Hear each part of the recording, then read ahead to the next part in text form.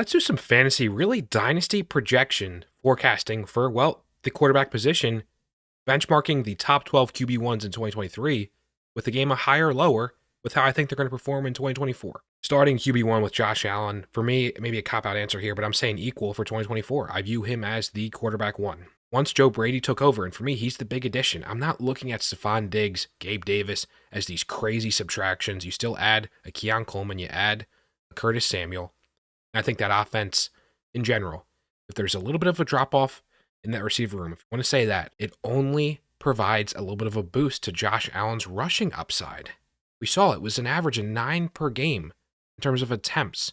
Significant uptick once Brady took over the play calling. Overall, I think it's just really good for Josh Allen, not this crazy bad offseason. Should stay as the QB1 overall in Dynasty. Jalen Hurts is QB2. I'm going lower for 2024. I look at not this crazy decline, I want to make that clear. I look at rather a candidate of who I think is primed, poised to jump into that top 2 conversation ahead of a Jalen Hurts. Both Jalen Hurts still. You have to keep in mind the impact of the team success and obviously the narratives, quite frankly, that get formed and then attached fairly or unfairly at the position. With Hurts, I think we maybe see a little bit of a decline in the tush-push success or the frequency of it. And I think Saquon Barkley becomes a little bit more of a focal point in that run game. But overall, I think Jalen Hurts still going to be an MVP candidate type player. And I think with a successful Eagles team year, at least something different, not to the extent of an incredible collapse. Just talk about a rock bottom. Anything other than that, I see Jalen Hurts rising back up to where, honestly, I view him now, but where he should be in the community's eyes as this top 3 quarterback in Dynasty. Not barely a QB5. We're still talking about a dynamic skill set. And even if he's not QB2 once again, which I think people are still kind of rushing to the side, maybe not computing with his actual individual performance, and at least in a fantasy sense, going a little bit too far here. With Jalen Hurts lower than QB2, I think, if anything, higher in terms of his dynasty value where we stand a year from now. QB3 Dak, I'm going lower for 2024. I think primarily Pat Mahomes jumps up, to be clear, into the top 3. I think with Dak Prescott, he still can have a very solid year. I think he falls out of the top 3 into around, I would say, the top 5, top half QB1 in terms of production for 2024. How the Cowboys do in 2024 is going to have a big say, obviously, in Dak's future with or without Dallas Cowboy helmet.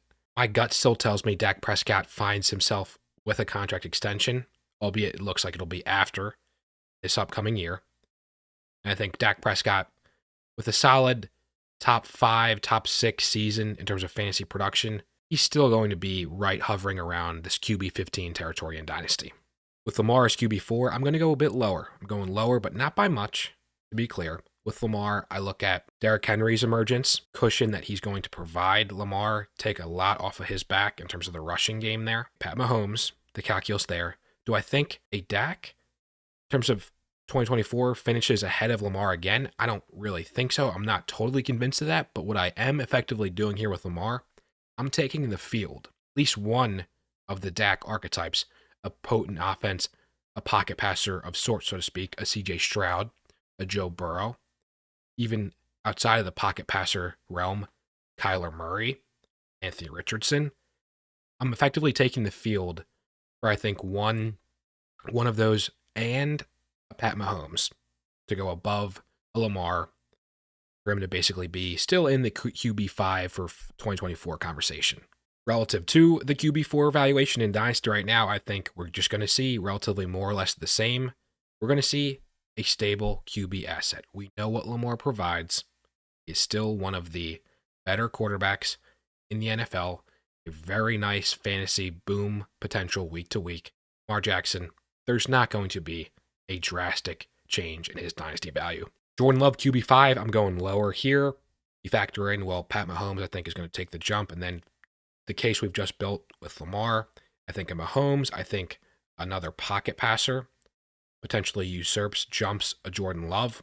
Not as high as QB5. I think still very firmly a top 10. I would say, if anything closer, still to that QB5, I would say QB6, 7. And I think we see a bit of a rise from QB 10 in the dynasty landscape. Brock Purdy, QB 6, I'm going lower. Going lower for Brock Purdy in 2024. I think what's really interesting is the talk about team success with the 49ers, assumed to be the best team in the NFL, the juggernaut of the NFC, so to speak. They put in another strong year, I think. Brock Purdy goes from effectively barely a top 15 QB after a potential still top 10, a QB1 finish in 2024, so effectively worse than he did. Similar to a Love trajectory here, I see Brock Purdy rising into that real QB1 and dynasty conversation at QB12 or potentially higher. People are going to just ditch largely the disrespect to Brock Purdy. I think the recognition of the situation. He's not this game breaker, individual, unique talent at the position, but you got to acknowledge the situation. If he gets a contract next year to be that true franchise guy, assumingly the trajectory that everybody thinks we're on, Brock Purdy, I think, rises in terms of his dynasty value. I know I sound like a broken record here, but at QB7 for Jared Goff, I'm going lower. But I think he's still in that top 10 conversation. At the end of the day, we're just talking about a handful of QBs just did not quite perform up to their level of expectation, namely with Pat Mahomes. Then also guys that, due to some injury, Stroud for a little bit, Herbert, Burrow, Kyler Murray, Anthony Richardson, all guys that I think real candidates to jump Jared Goff for the 2024 fantasy year. In a dynasty quarterback landscape sense, I think we're seeing a nice contract bump here for Jared Goff. He sits outside the top 15 in the QB landscape, which I think is more or less, it's just going to be the same. I think it's relatively stable value with where Jared Goff is positioned. I just don't really see the potential for much of a significant rise. We are talking about a guy that's going to be 30 at the end of the day. And similar to a Dak Prescott, the archetype, there's just no rushing upside. I think with other guys, with other rookies bound to emerge, or if not rookies, younger year 2 players, like even Bryce Young, like Will Levis, potentially. Finally, you can stop yelling at me for being so negative, which I don't strive to be at all by default, to be clear. At QB8, Pat Mahomes is going way higher than this for 2024. I think clearly, talk about upgrades, got a Hollywood Brown there, who I think is much better than, your MVSs of the world, and you bring in Xavier Worthy. So those are two prime receiving weapons who, hopefully, they don't just take on that drop syndrome that seemingly plagued the Chiefs last year. I just look at Pat Mahomes. I think he is poised to really put away that uncharacteristic, low-end, barely top 10 quarterback finish. Ultimately, though, given how highly I view Josh Allen and him not giving up the QB1 throne, I see Pat Mahomes staying put where he is, where they both are jointly as that number 1, number 2 in the dynasty landscape. Tua at QB9, we're back to lower. I just see guys like Kyler, AR, from a rushing upside, certainly candidates to jump him. And I look at Stroud as a prime candidate to jump him as well. Then even your Burrows and Herberts, yet again, there are too many players that I feel are poised to jump Tua relative to the QB9 finish in 2023. I look at him still having the ability to be in that fringe top 12 QB1 conversation, though. How it affects his dynasty value, that is the big question, given he doesn't quite have the contract just yet. So you talk about the team success following in real life how the Dolphins perform 2024. He just stagnates where he is alongside a Jared Goff, effectively a younger Jared Goff, so to speak, bit of a statue. They're just not going to crack the top 15 at the quarterback landscape anytime soon, in my view.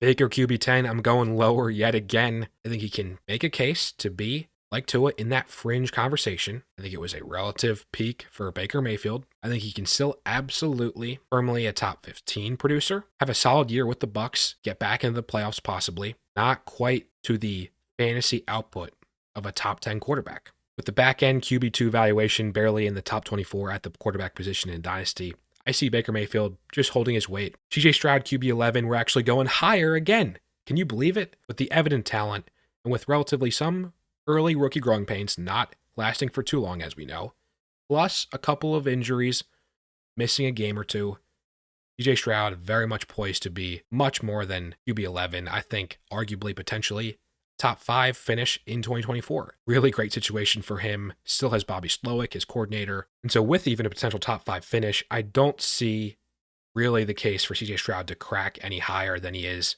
as QB3 in the Dynasty landscape, but still nonetheless an incredible option to have. Still love me some CJ Stroud. QB12, it was technically Sam Howell, but we're talking about Trevor Lawrence, the next guy right jointly behind Sam Howell for 2023. I'm going lower than QB12 for Trevor Lawrence. I know, look, talk about you bring in Brian Thomas Jr., but you also lose Calvin Ridley, and I don't love the addition of a Gabe Davis, if that's not clear already. I don't believe in Gabe Davis as this transcendent, this meaningful player. Trevor Lawrence, I look at still being right in and around this conversation as a high-end QB2. Top 15 type player. I can absolutely see it for 2024.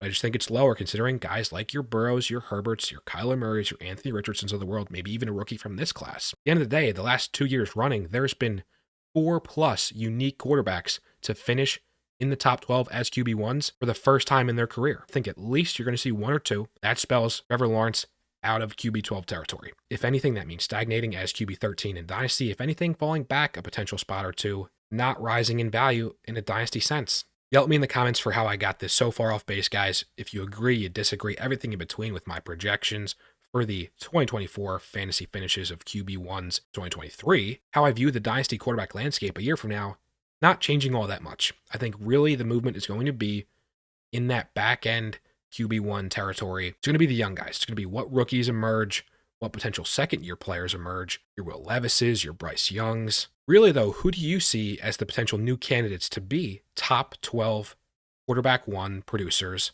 in 2024? I'll see you guys in the next one. Have a great weekend.